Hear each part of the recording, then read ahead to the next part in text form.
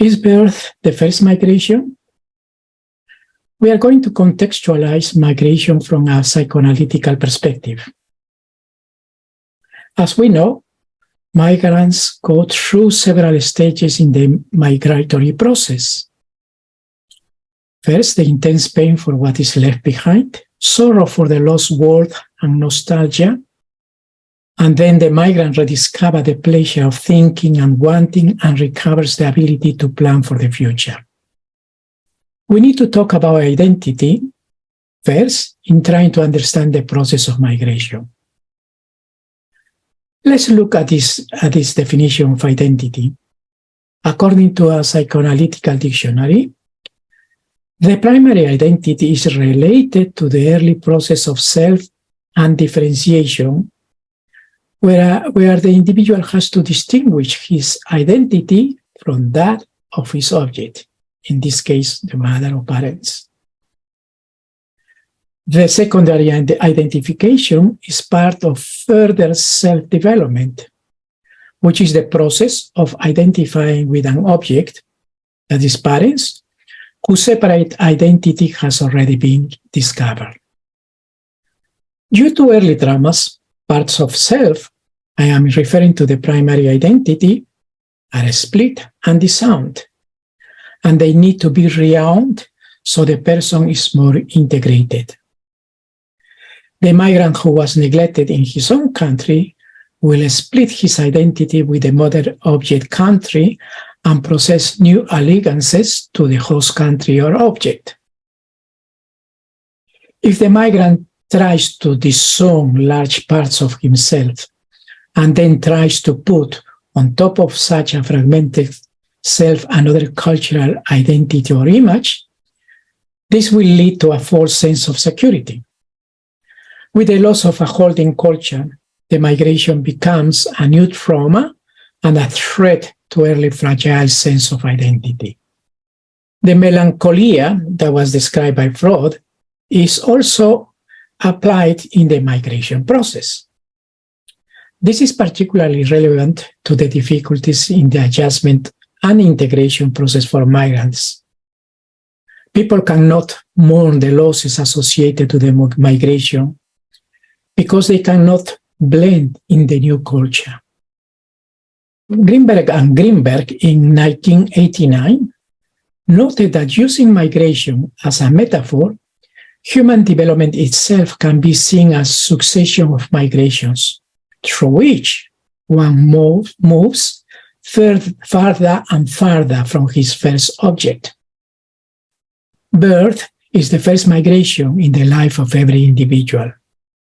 To leave the womb and lose the continuous and unconditional supply of food via the umbilical cord is a traumatic and persecutory experience for the infant. All human beings have universal fantasies and desires to psychological and physically migrate from the mother's body, mind and heart, and migrate beyond known limits in search of freedom, knowledge, and liberation. In early infants, the mother serves as a good container. The baby will feel greater inner freedom to choose between staying and migrating. If the mother has failed in being a good container, the child may feel compelled to stick it out in submission to a maternal object, or else will try compulsively to travel from one place to another. This way, that search of idealized maternal objects. We can say, if the mother was not a good enough supportive figure and container, and the real father was not there to modify the situation, that this may result in the future illusionary search for new ideal containers and a manic psychological and physical migration as a way of escaping from the persecutory mother. On the other hand, a deprived child and future deprived migrant may be compelled to cling to the old world and its subjects. The migrant leaving his native country symbolically the womb, needs to come into contact in the new world with the caring others that will hold him and contain him. If this is inadequate or missing, one may suffer an emotional breakdown. The wish to migrate to a better place, represented by the host country, is a wish to start over and go through the process of being reborn. On the other hand, migration can be also a way to escape from an unbearable internal world called mother and absent father. Some people become a manic migrant in constant search of exciting objects and experiences, and they use migration as an escape from the internal demons and tormented dreams and feelings. Migration, consequently, will precipitate different modalities of anxiety. Migrants will experience separation anxiety, persecutory anxieties, when faced with a new and foreign, depression linked to challenging the old values and loyalties. Do I belong to this new object or preserve my old primary object? The ideal of leaving original country may also be precipitated by the wish to escape persecution, real or fantasized.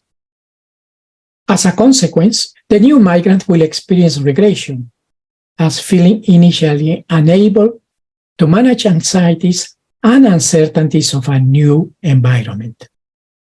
Obviously, everyone migrating will experience anxieties, but they are going to be different in intensity and will change as the migrant settles in the new culture. And the new identity of the migrant is achieved when the ego internalizes objects instead of a manic projective identifications. Therapies from a psychoanalytical perspective should include race and ethnicity as important elements influencing the therapeutic process. Race and ethnicity will influence intrapsychic functioning in the migrant attending psychotherapy. They are going to be expressed in the transference and countertransference. Migrant construction of the therapist's racial characteristics is critical in the analytical process for the therapist to respond. Thank you.